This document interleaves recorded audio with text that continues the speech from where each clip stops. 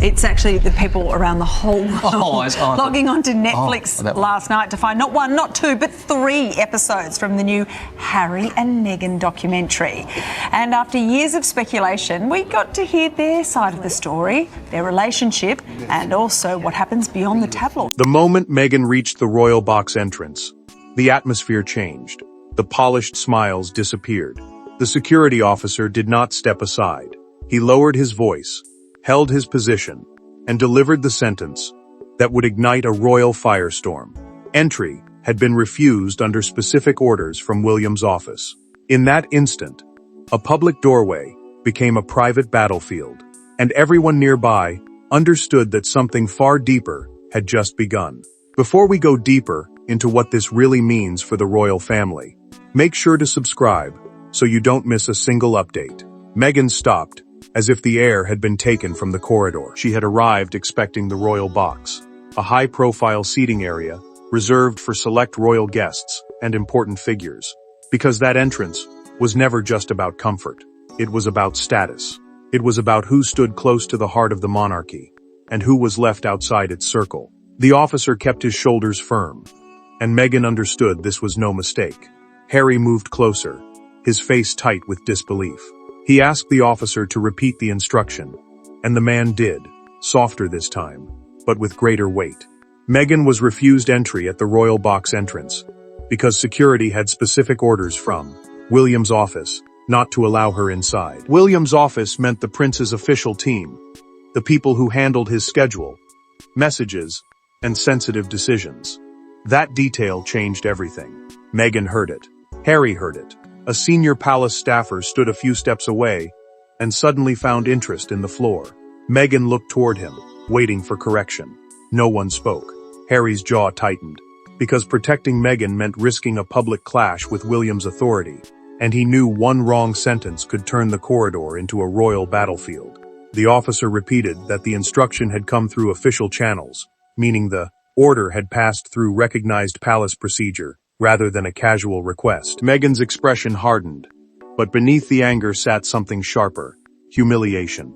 She had not been quietly redirected before arrival. She had been stopped at the threshold, where refusal could be witnessed and remembered. William was nowhere in sight, yet his presence filled the doorway more powerfully than if he had stood there himself. Meghan stepped back, not defeated, but wounded.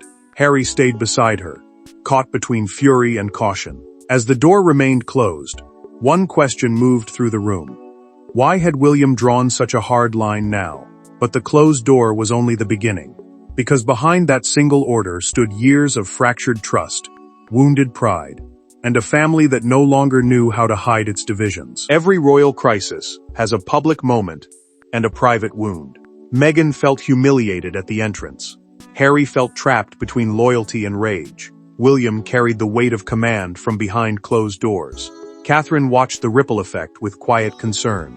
And Charles, caught between fatherhood and monarchy, understood that this was no longer simply about a seat in the royal box. It was about power, belonging, and consequence. Meghan knew exactly what that entrance meant. The royal box was a special seating area reserved for senior royals, honored guests, and people the monarchy wanted to place close to its public image. That was why the refusal cut so deeply. It did not feel like a simple change of seating. It felt like a message. Harry saw the pain cross her face before she tried to cover it. That made his anger rise faster than his caution. William had not stood at the door, but his decision stood there for him. His office had become the center for sensitive access decisions, especially when an event carried cameras, crowds, and the risk of public embarrassment. William's office meant the trusted team acting under his authority, people who could turn private concern into official instruction. Meghan understood that difference, and Harry understood it too. This was not a nervous guard making a mistake. This was a boundary drawn before they arrived. Catherine received word quietly, and her concern deepened. She knew Meghan would see the refusal as personal, because royal seating carried more than rank. It carried acceptance. Catherine also knew William had not moved lightly. The prince had spent years learning that one uncontrolled moment could dominate the public story for days, and he had chosen prevention over comfort. That choice protected one side of the family, while cutting another side open. Harry asked for clarification with his jaw clenched, but his voice already carried the sadness of someone who knew the answer. Meghan stood beside him, anger hardening over the first shock. She did not need a long explanation. The silence around her said enough. Staff avoided her eyes. The officer stayed firm. The door remained closed. William was absent, and somehow, that made the rejection feel colder. Charles heard the news shortly after the incident. The king read the briefing note once, then set it down without speaking. Charles understood what Meghan had felt, and he understood what William had risked by giving the order. The monarch was not only watching a family argument anymore, he was watching a private rupture become visible to the world. The more each person absorbed the insult, the clearer it became that this refusal had roots in something Meghan had done before that day. To understand why William's office moved with such finality, the story must return to the private moment that turned suspicion into action. The order at the royal box entrance did not appear from nowhere. It began weeks earlier at a private reception inside Windsor, where one conversation shifted the temperature of the family. What looked like a polite exchange became the trigger everyone later remembered. Meghan said one sentence too sharply. William heard enough, and Catherine's silence afterward told him the damage had already been done. Meghan had entered that reception with confidence, but confidence can turn dangerous when every word carries history. Windsor was not simply a royal residence. It was one of the monarchy's most important homes, a place where private family moments often carried public meaning later. The royal box, the honored seating area reserved for senior royals and chosen guests, had already become a quiet symbol of who was trusted close to the crown. That was why Catherine's influence over access mattered. That was why Meghan's remark cut deeper than ordinary conversation. Catherine stood near the retiring room, a private space where guests could step away from formal attention. When Meghan questioned why, certain royal spaces seemed to welcome some people and shut others out, Harry stood close enough to hear the tension beneath the words. William stood close enough to see Catherine's expression change. Meghan did not shout. She did not need to. The sentence landed with the force of accusation, and Catherine absorbed it without answering. William watched his wife remain composed, and that composure troubled him more than anger would have. Catherine's face stayed calm, but her silence told the prince she had been wounded, in a place words could not easily reach. Harry looked from Meghan to William, and sensed the air tightening. Meghan held her ground, convinced she had spoken a truth the palace wanted buried. But to William, she had crossed a line that could not be left floating in the room. The moment followed him long after the reception ended. William later met 2 senior aides in a closed office, and those aides were trusted staff, members responsible for managing sensitive royal plans before they reached the public. The prince asked them to review every royal box access protocol, meaning every rule about who could enter, where they could sit, and how security should respond if tension rose. One aide took notes. The other watched William's face and understood this was not routine. A sealed access note arrived days later. William read it once, then again. The aide waited in silence as the prince placed one finger on the page and tapped it once. That was the approval. No speech, no raised voice, just a decision that would travel quietly through official channels until it reached the doll's doorway, where Meghan would one day be stopped. By the time Meghan arrived at the entrance days later, the decision had already been made, and only one confrontation remained. When she finally realized the refusal was tied to that Windsor moment, humiliation turned into fury, and the corridor outside the royal box became the stage for a confrontation no one could control. The first words after the refusal were quiet, but they landed like thunder. Meghan asked who had authorized it. The officer hesitated. Harry stepped forward. Then William appeared at the far end of the corridor, calm but unsmiling, and the answer became painfully clear. No announcement was needed. No explanation could soften it. The prince had come not to negotiate, but to stand behind the order. Meghan turned toward him with a stillness that felt more dangerous than shouting. The corridor near the royal box entrance had been chosen to keep the confrontation away from the main crowd, but it was close enough for staff to feel every shift in the air. The royal box meant the special seating area reserved for senior royals, honored guests, and people placed near the monarchy's public image. That was why the refusal mattered. It did not simply move Meghan away from a chair. It moved her away from recognition. Harry looked at William, as if he were seeing a stranger wearing his brother's face. He asked whether family ties now meant less than palace procedure, and the question hung between them like a wound no one wanted to touch. Palace procedure meant the formal way royal staff followed approved instructions, especially when public events involved security, seating, and royal order. Harry knew those rules existed, but he also knew rules could be softened when the family wanted them softened. Meghan knew that too. William held his ground. He said the decision was about conduct, trust, and protecting the dignity of the event. His voice did not rise, and that made the words feel colder. Meghan demanded to know why she had been blocked at the door, instead of warned before arrival. William looked at her for a long moment, and the silence revealed more than a direct answer could. Harry shifted beside her, caught between defending his wife and begging his brother not to deepen the cut. Meghan's face changed when William referred to the Windsor reception without naming it fully. He spoke of what happened before, of remarks that had crossed a line, of spaces that could not become stages for grievance. Meghan understood at once. The private conversation near the retiring room had followed her here. Catherine's silence had mattered. William's memory had hardened. Harry heard the reference and lowered his eyes for a second, because he knew exactly which moment his brother meant. The officer stayed back, but his presence kept the order alive. Meghan was not facing one man's anger. She was facing a decision already carried through official channels, already approved, already waiting for her arrival. William stepped slightly aside, and for one breath, Harry almost believed the door might open. It did not. William's movement was not an invitation. It was an ending. Meghan stared at him. Harry stood frozen beside her, and the prince said nothing more. And once William refused to bend in front of them both, the real question became unavoidable. Who inside the monarchy now had the authority to decide who belonged? Behind every royal gesture lies a chain of command, and this time, the chain led directly to William's office. The decision was not emotional improvisation. It was structured, written, approved, and executed. That made it more devastating. Meghan could argue with a person. Harry could confront a brother.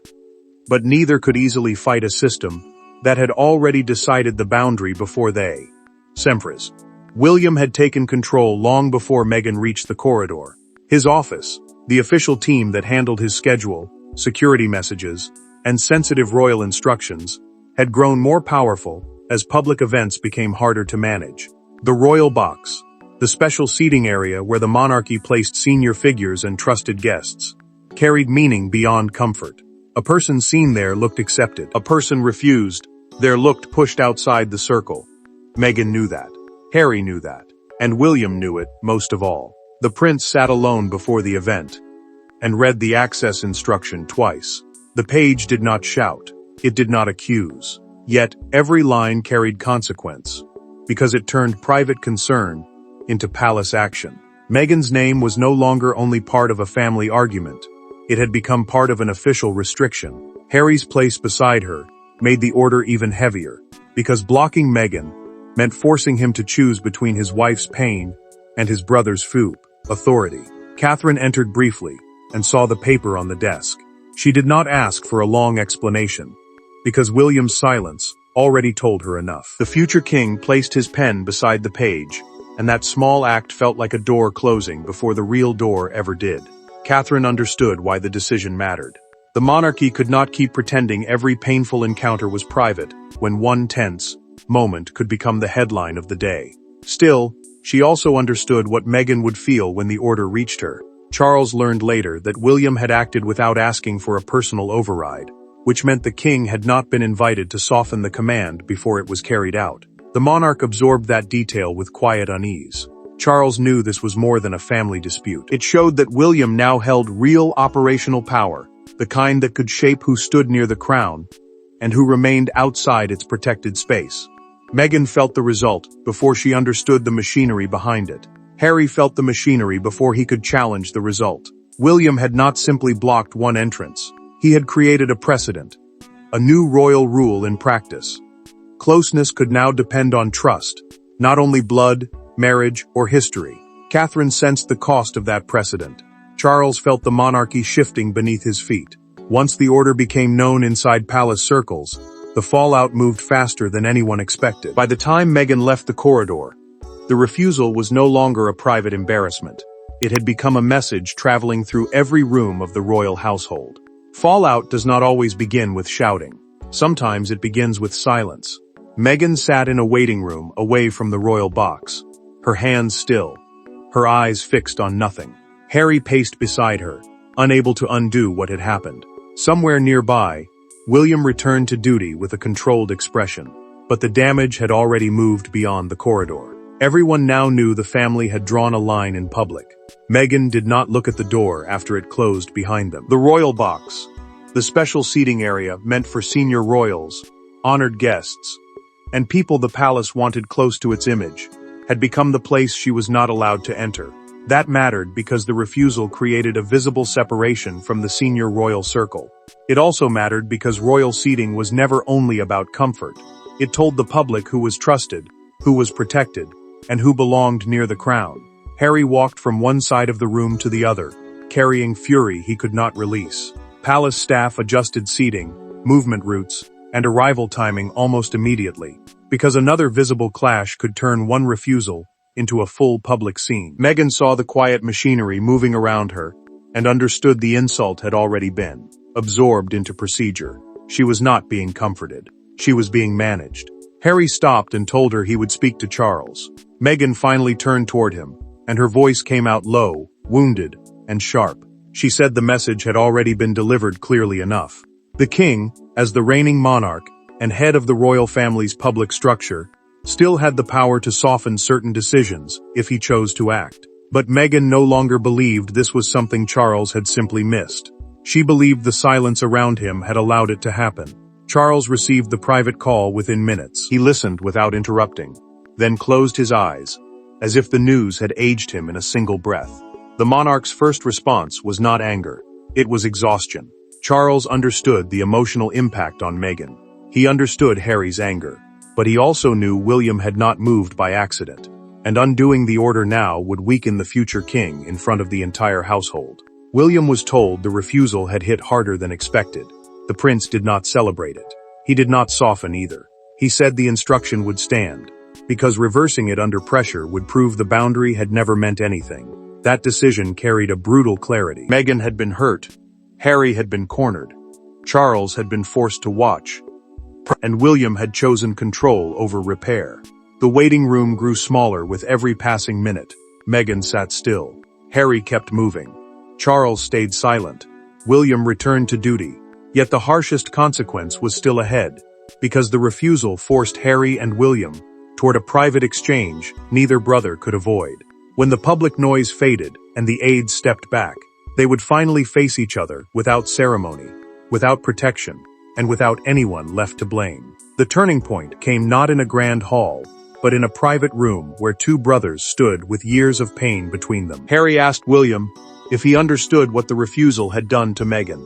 William asked Harry if he understood why the order had become necessary. There were no aides, no scripts, no palace language, only family, pride, and the unbearable cost of trust, lost over time. Harry had requested the meeting after the event, and he had asked for it without staff nearby. That mattered, because staff could soften words, delay answers, and turn pain into procedure. Here, there would be none of that. William agreed, because the refusal had moved beyond protocol, the formal set of rules palace teams follow to manage events, security, and public order.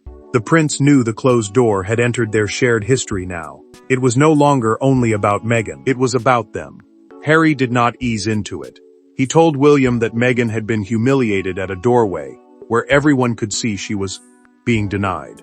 His voice carried anger, but underneath it sat something more fragile. He had watched his wife stand outside a space that once promised recognition, and he had felt the old ache of being pushed away from the center. Meghan was not in the room, yet her pain filled every pause. Harry made sure his brother felt it. William listened without looking away. Then the prince answered with quiet resolve. He said he had protected the event, Catherine, and the monarchy from another scene of division. Catherine mattered because she had absorbed the Windsor remark in silence, and William had not forgotten what that silence cost her.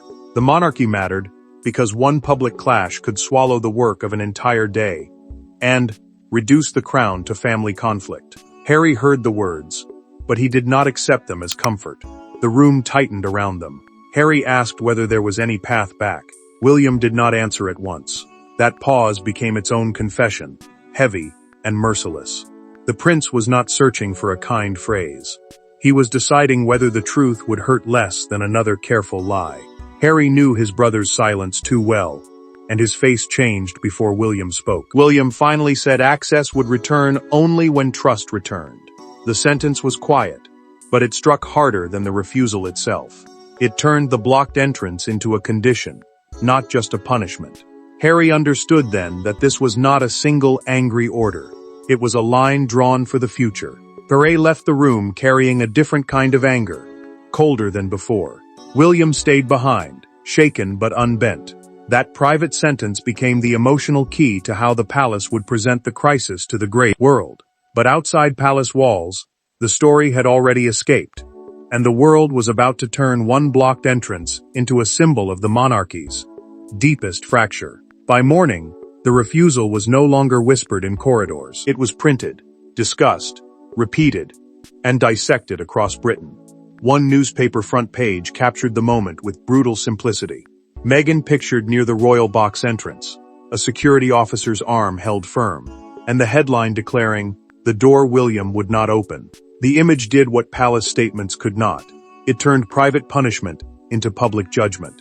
Meghan saw the front page before breakfast and did not speak at first. The royal box, the special seating area reserved for senior royals, honored guests, and people the palace wants close to its public image, had now become a national symbol.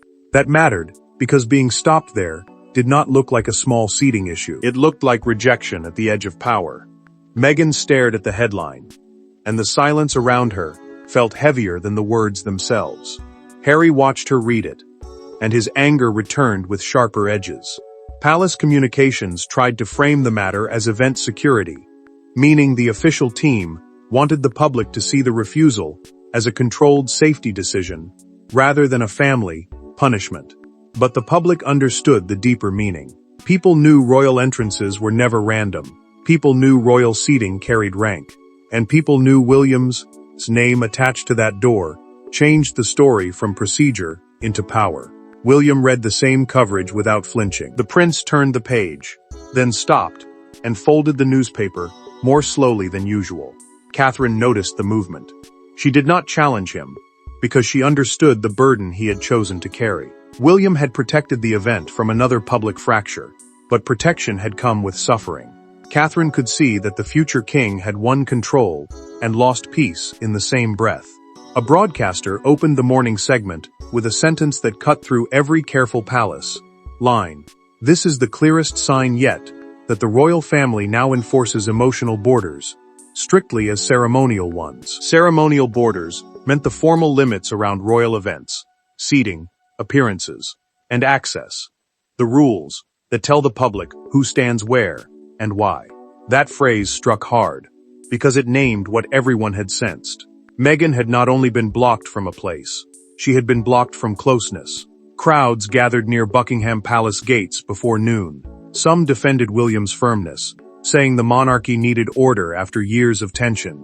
Others called the refusal unnecessarily cruel, saying Meghan had been made an example in a place where humiliation could not be hidden. Charles received the morning summary and grew quiet as staff repeated the public reaction. The king understood that silence was becoming its own statement. The story moved too quickly to contain. Meghan became the wounded figure at the door. Harry became the husband forced to watch. William became the prince who would not bend. Catherine became the quiet reason many believed the line had been drawn. As the public chose sides, the monarchy had to decide whether to apologize, explain, or let the closed door speak for itself. In the end, there was no grand apology and no dramatic reversal, because the monarchy had already delivered its verdict through the silence that followed. The refusal at the royal box entrance became more than a security decision. It became the moment the monarchy stopped pretending every wound could be covered by ceremony. Meghan left with humiliation. Harry left with anger. William remained with responsibility. Charles carried the sorrow of a father, watching distance harden into structure. And Catherine understood, perhaps more than anyone, that peace sometimes comes only after a boundary is finally enforced. Meghan carried the pain of that doorway, long after the noise faded. The royal box, the special seating area reserved for senior royals, honored guests, and people the palace once close to its public image, had become the symbol of what she had lost. That mattered, because royal access was no longer guaranteed by old titles, past emotions, or public expectation. It also mattered because the refusal told the world that belonging inside the royal circle could be withdrawn when trust collapsed. Harry saw the closed door as another fracture with William. He had stood beside Meghan while she absorbed the rejection, and he had watched his brother defend the order without apology. But Harry also understood something painful by the end. The prince had made a decision he would not take back. William's office had shown that the future monarchy would choose discipline, control, and institutional stability over unresolved personal grievance. That choice wounded Harry, but it also revealed the new shape of royal power. Charles chose not to overrule William. The king, as the reigning monarch and head of the royal family's public structure, still had the authority to soften certain decisions. But he let this one stand. That silence became its own confirmation. Charles was not only protecting his son's authority, he was accepting that the future king's judgment now carried decisive weight, even when the emotional cost fell on people he still loved. Catherine's quiet presence behind William gave the decision its deepest emotional gravity. She had not shouted for punishment. She had not demanded a scene. But Catherine had endured the earlier wound, and William had remembered it. The boundary was not only institutional, it was personal. Meghan experienced it as rejection. Harry experienced it as loss. And the future king carried as proof that leadership sometimes means being blamed for the line others were afraid to draw. The royal box refusal marked the end of easy return. It did not destroy the monarchy. It clarified it. Meghan and Harry stood outside the circle. William stood inside it. Charles allowed the silence to settle.